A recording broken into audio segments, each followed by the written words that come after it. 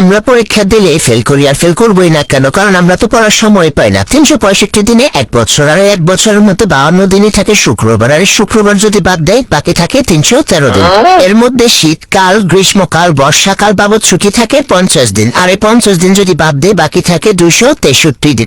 আর আমরা যদি প্রতিদিন 8 ঘন্টা ঘুমানোর পেছনে ব্যয় করি তাহলে 122 দিন চলে যায়, আর এই 122 দিন বাদ দিলে বাকি থাকে 140 দিন।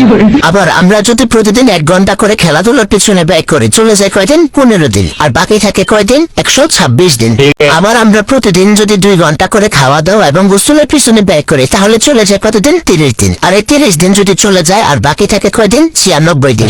আবার আমরা যদি প্রতিদিন 1 ঘন্টা করে কথা বলার পিছনে ব্যয় করি তাহলে চলে যায় কয়দিন? 15 দিন, আর এই 15 দিন চলে গেলে আর বাকি থাকে কতদিন? 81 দিন।